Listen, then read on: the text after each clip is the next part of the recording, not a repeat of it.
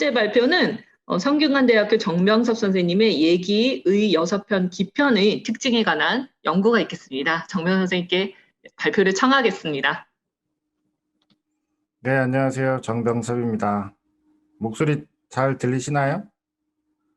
네, 잘 들립니다. 온라인 강의한다고 해서 거금을 투자해서 마이크를 설치했습니다. 이거 원래 유튜버들이 그 커버곡 노래 녹음할 때 쓰는 마이크인데 이런 데 쓰고 있습니다.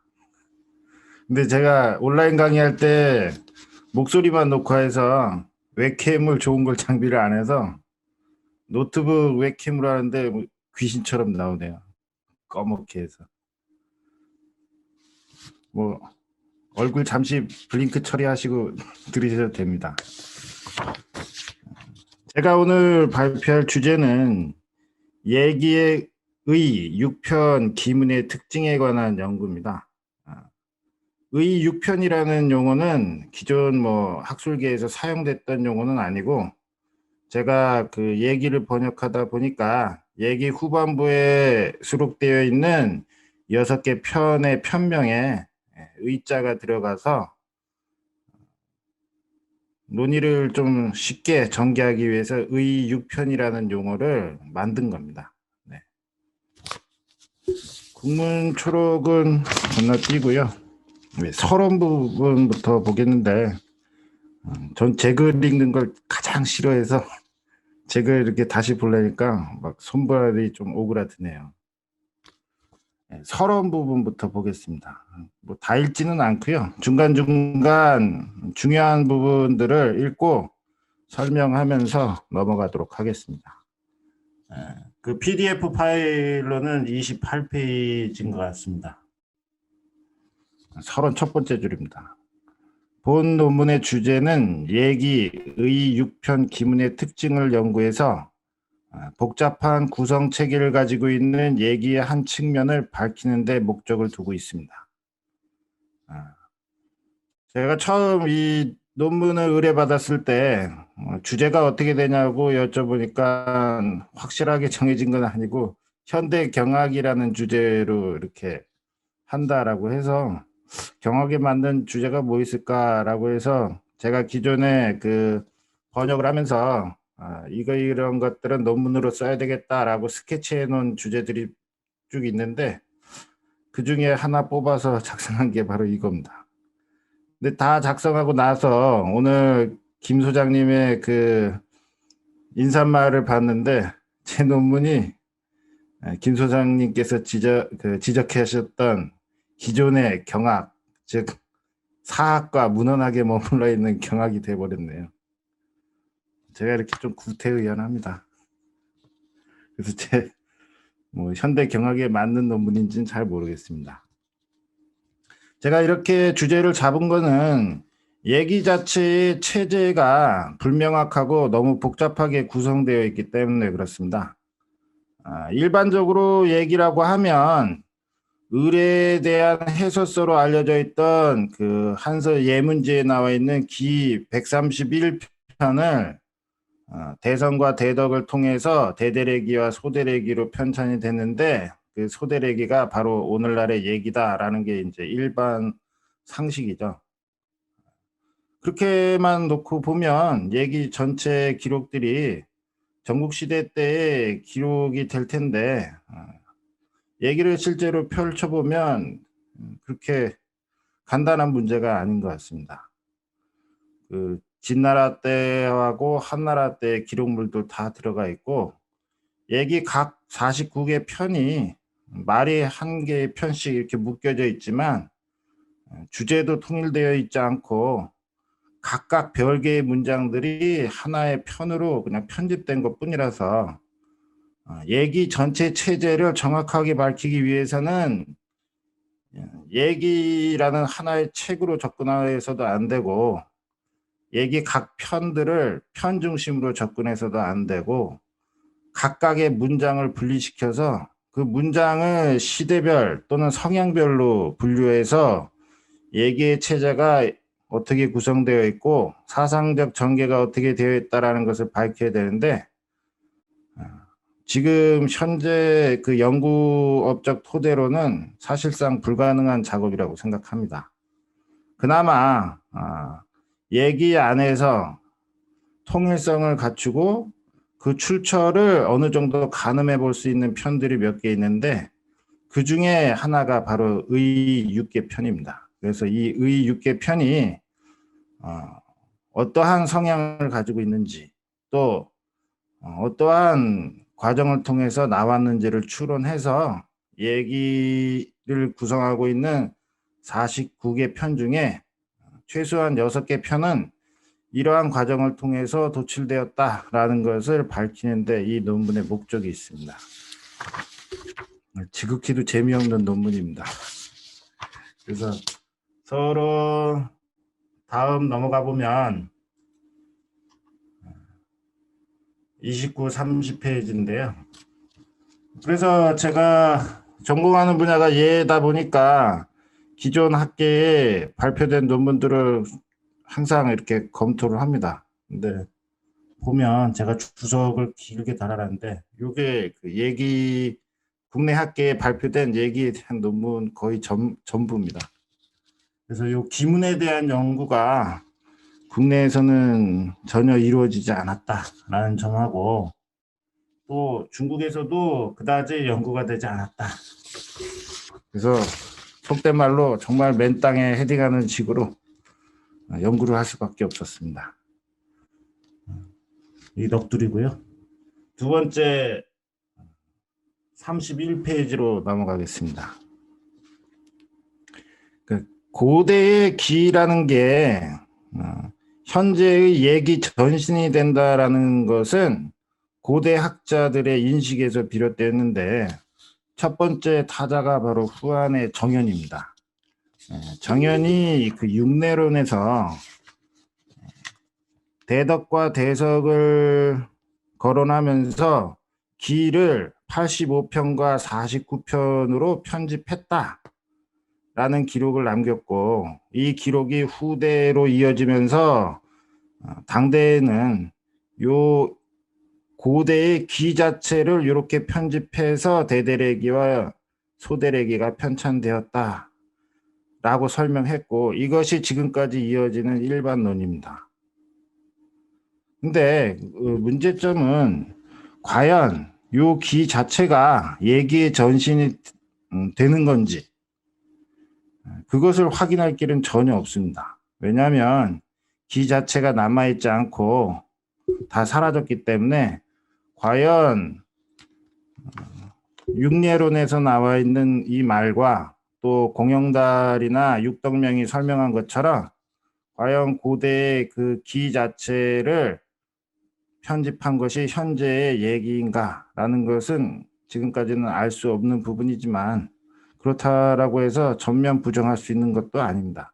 다만 얘기의 기록들을 보면 후대, 즉 진나라와 한나라 때의 기록들이 들어가 있기 때문에 고대의 기 기록을 편집해서 얘기의 일정 틀을 만들었지만, 현행본 얘기가 편찬될 때에는 그 사이에 진나라와 한나라 때의 기록이 더 첨가되었다 라는 게 제 추정입니다.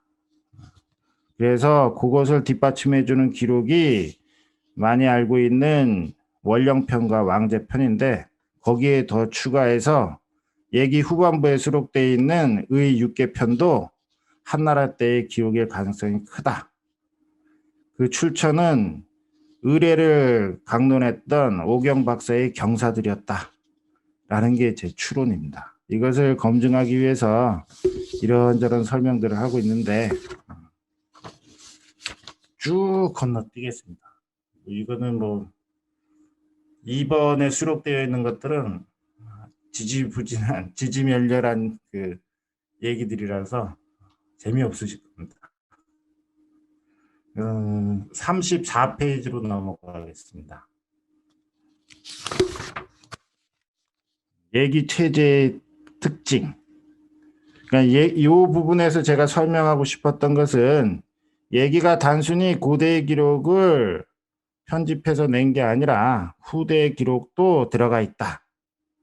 그 중에 확실하게 근거로 잡을 수 있는 게 바로 원령편이다. 이 원령편은 여시춘추의 12기 기록을 그대로 가져왔기 때문에 이것은 반박의 여지가 없고, 또 왕제편도 들 수 있는데, 이 왕제편이 한나라 때의 기록이라는 것은 여러 가지 명확한 증거들이 있습니다. 이런 것들을 통해서 이 두 편은 확실히 전국시대의 기록이 아니라 진나라와 한나라 때의 기록이 후대에 얘기에 첨가된 거다. 그 다음에 제가 또 하나 추가해 놓은 것은 단공 상하편에 나와 있는 그 글자상의 차이를 통해서 이 기록들이 진나라 때의 기록일 가능성이 크다라는 점을 설명을 했습니다.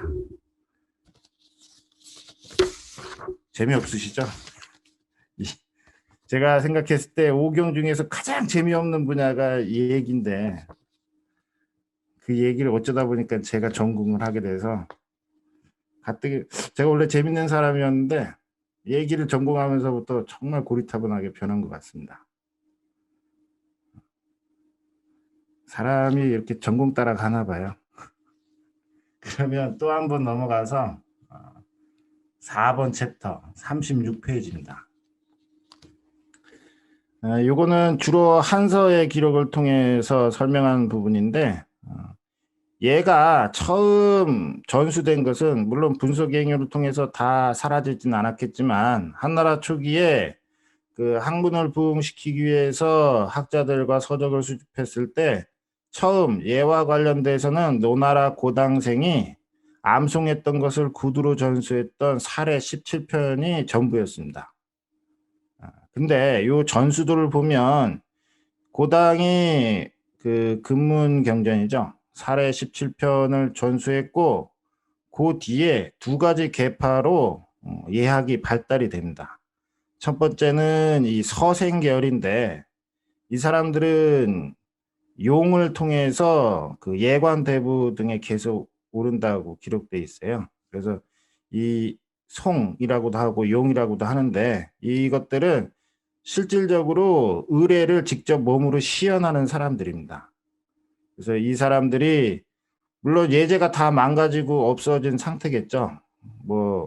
그리고 옛날에 지금 시대처럼 유튜브가 있는 것도 아니라서 각 지방에서 어떤 의뢰를 시연하려면 그 의뢰를 경험해 봤던 사람들이 필요했을 텐데, 바로 요 서생 계열에 나와 있는 그 제자들이 바로 그런 사람들입니다.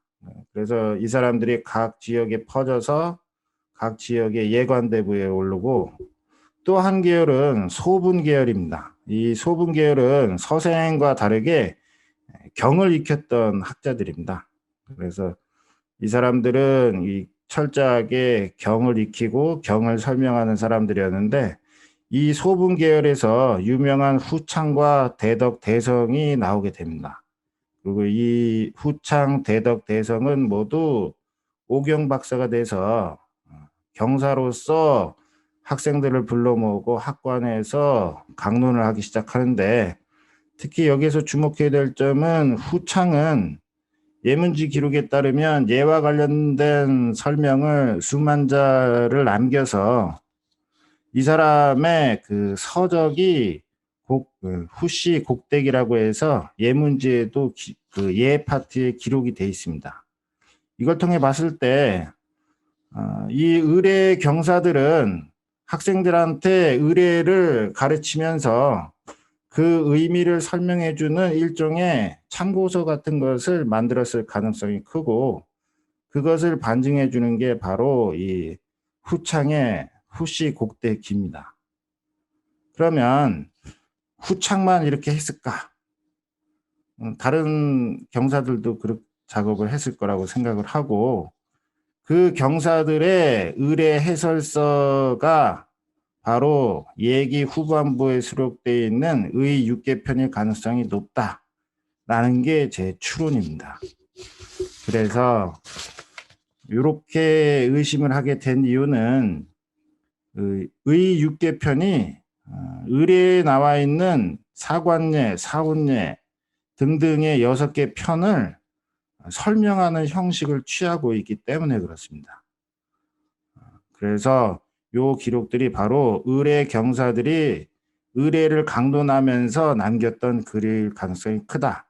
그렇다면 얘기를 구성하고 있는 49개 편 중에 최소한 이 6개 편들은 한 대의 기록일 가능성이 크고 얘기는 기 131편만을 대상으로 편집된 서적이 아니다. 라는 게 그 제 결론입니다. 그래서 그것을 반증하기 위해서 38페이지 그 5번 챕터입니다. 그 기문의 체제라고 했는데 이 각각의 편들이 보시면 뭐 341자, 많아봤자 1111자 정도로 굉장히 짧은 편들입니다. 문단도 뭐 한 문단서부터 12문단까지 굉장히 짤막한 글로 구성되어 있는데 이렇게 짤막하게 구성되어 있기 때문에 이 편들이 하나의 주제를 가질 수 있고 어떤 한 사람에 의해서 작성되어 있을 가능성을 더 높여줍니다. 그 뒤에 그 38페이지 전체 내용을 쭉 보시면 얘기 그 의뢰의 사관례 편하고 얘기의 관이편을 들어서 각각의 편들이 그 어떠한 관련성을 가지고 있는지 구체적으로 얘기에 나와 있는 의 6개 즉 관이편이 의뢰에 나와 있는 그 사관례 편을 어떻게 해설하고 있는지 그것을 짤막하게 증명하는 기술입니다. 쭉 넘어가겠습니다. 제가 너무 일찍 끝내나요? 빨리 끝내죠. 좀 아니, 있으면 애기들 올 충분히, 예, 때라서 아, 애기들 오면 밖에서 막 시끄러울 수도 있습니다. 네. 양해를 구합니다. 애들이 요즘 제 방문을 차요, 발로. 안 나오면. 그래서 꽝꽝 하는 소리가 자칫하면 들릴 수도 있습니다. 그러면 그 40페이지로 예, 넘어가겠습니다. 어떻게 그러면은, 결론, 아니, 예, 괜찮습니다. 네. 아빠 이래라고 얘기하면 됩니다. 예, 천천히 해주셔도 괜찮습니다. 제가 몇 분까지죠? 10분까지인데요. 예. 네네. 그러면 10분, 이제 10분 남았네요. 자, 그러면 그 PDF 파일로 40페이지입니다. 그 결론 부분인데, 요 결론 부분은 그 앞에 내용들을 요약한 거라서 다시 읽기는 좀 뭐하고, 제가 전체적으로 다시 한번 정리를 하겠습니다. 제가 이 논문을 쓰게 된 이유는 첫 번째, 얘기라는 책이 그렇게 정교한 체제로 짜임새 있게 맞춰진 하나의 문헌이 아니기 때문에 이러한 논문들을 발표하게 됐습니다. 얘기는 다양한 루트를 통해서 각 시대별 자료가 산발적으로 들어와 있어서 얘기의 전체 체제를 파악하기 위해서는 편도 아니고 하나의 문장별로 각 시대와 출처를 가늠해야 되는데 현재의 그 학문적 축적 결과물을 통해서는 거의 불가능한 작업이다. 다만 얘기 49개 편 중에서 일부 편들은 그 출처와 시대를 어느 정도 가늠할 수 있다. 그 중에 하나가 바로 의 6개 편, 즉 6개 편이죠. 그래서 복잡한 얘기 체제 중에 그나마 6개 편은 어느 시대에 어떠한 경로를 통해서 얘기에 유입되었다라는 것을 밝히면 그나마 어둠 속에 갇혀 있는 얘기라는 책에 있어서 일종의 조금만 빗줄기를 비춰줄 수 있지는 않을까라고 해서 이 논문을 작성하게 됐습니다.